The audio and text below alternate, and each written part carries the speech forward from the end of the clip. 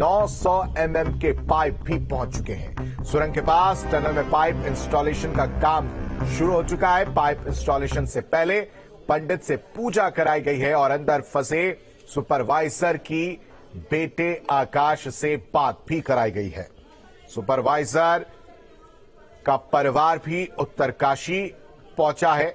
गब्बर सिंह नेगी का परिवार इस वक्त उत्तरकाशी में है। दो तस्वीरें आपके सामने, दो तस्वीरें आप देखिए, क्योंकि ये दो तस्वीरें अपने आप में बहुत कुछ बयां कर रही हैं। पहली तस्वीर आप देख सकते हैं, 900 mm के पाइप जो है वो पहुंचे हैं और इनका उपयोग जो है किया जाएगा रेस्क्यू करने में। दूसरी तस्वीर एक विश्वास, इंस्टॉलेशन से पहले पूजा अर्चना ताकि ये रेस्क्यू ऑपरेशन सफल रहे और जो लोग फंसे हैं उन्हें सुरक्षित बाहर निकाला जा सके।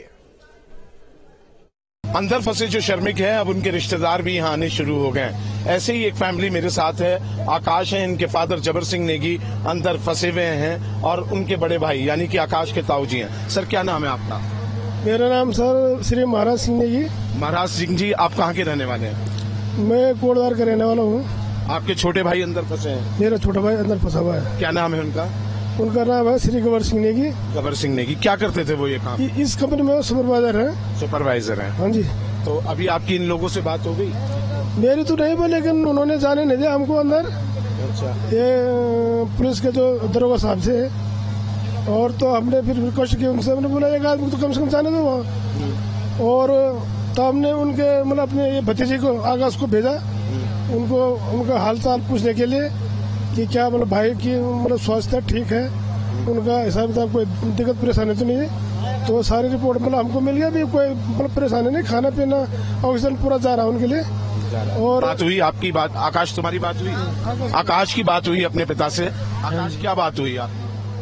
कुछ नहीं, बस उन्होंने इतना बोला कि सब ठीक है, अंदर हौसला बढ़ा रहे थे वो सबका, और बोला कि हम आ जाएंगे बाहर एक आध दिन में, कंपनी साथ दे रही है। बाकी यही बोला उन्होंने बस। तुमने आवाज पहचानी पापा की? हाँ जी पहचानी, पापा ने नाम लेके बोला था कि आकाश तू आ गया बेटा? हाँ जी बोला था। तो तुमने कैसे बोला पापा को?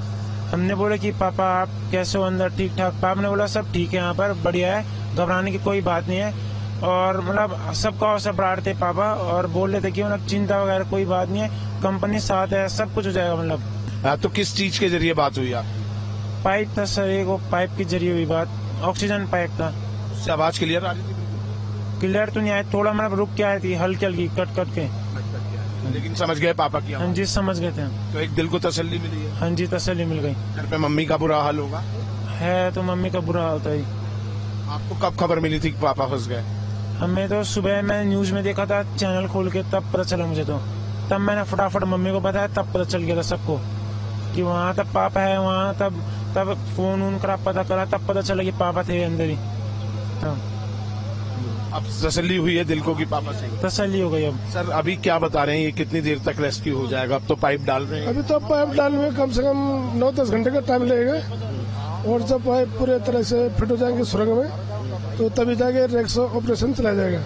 जब रेस्क्यू ऑपरेशन होगा, उम्मीद यही है कि ये पाइप जल्दी से फिट हो जाएं और जितनी जल्दी हो ये रेस्क्यू ऑपरेशन हो जाए।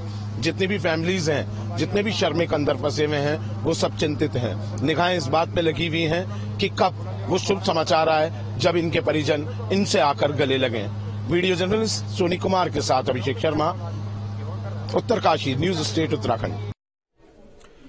और खबर पर ज्यादा जानकारी के साथ एक अपडेट के साथ हमारे संवाददाता अभिषेक हमारे साथ ग्राउंड जीरो से लगातार एक अपडेट दे रहे हैं। अभिषेक का रुख करना चाहेंगे। अभिषेक, 40 जिंदगियों की बात है, उनकी जिंदगी को बचाने की बात है और जद्दोजहद जारी है। मैंने अभी देखा, आपने परिवार से बात की, उनके चेहरे पर चिंता नजर आ रही थी, हालांकि संतोष भी नजर आ रहा था कि प्रयास जो है वो किया जा रहा है।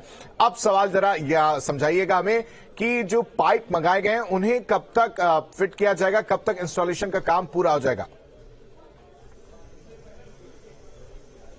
हाँ, देखिए वैसे तो 4 से 5 घंटे अनुमान लगा के चला जा रहा था कि पाइप जो है 4 से 5 घंटे में ड्रिल कर दिए जाएंगे, लेकिन इसमें सावधानी बरती जा रही है, इसलिए जल्दी ना करके आराम से, क्योंकि अंदर जो सुपरवाइजर जबर सिंह नेगी बंद हैं, उन्होंने भी कहा है कि बड़ा संभाल के आपको इसको इंस्टॉल करना होगा।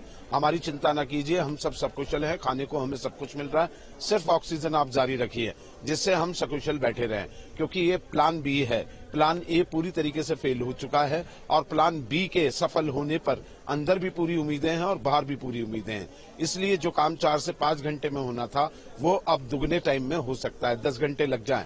अंधेरा जब होगा तब ये समाचार शायद मिल सकता है कि ये टनल बन गई है। ये एक तरीके की टनल ही है। और सबसे बड़ी बात यह है कि जैसे मैंने अपनी रिपोर्ट में दिखाया था कि वो सीमेंट के पाइप रखे थे, ये डाल के रखे जाते हैं जब तक टनल कंप्लीट नहीं हो जाती। ये एक टनल का प्रोसेस होता है, ना जाने क्यों वो पाइप निकाल लिए गए। अगर ये पाइप पड़े होते पहले से ही और ये मलबा गिरता, पूरी सुरंग 4.5 किलोमीटर की है, एक मुहायने से लेकर दूसरे मुहायने तक ये पाइप डाल के एक सिरे से रखे जाते हैं कि कहीं भी अगर मलबा गिरे, कोई भी उसमें फंसे तो ये टनल का काम करते हैं पाइप। इन पाइपों में रेंग कर सीधा बाहर आ जाए। लेकिन 3-4 दिन पहले ये पाइप निकाल लिए गए। वो पाइप मैंने दिखाए भी थे कि किस तरीके से वो सीमेंटेड पाइप इसी सुरंग के टनल के बाहर दाहिनी तरफ रखे हुए थे।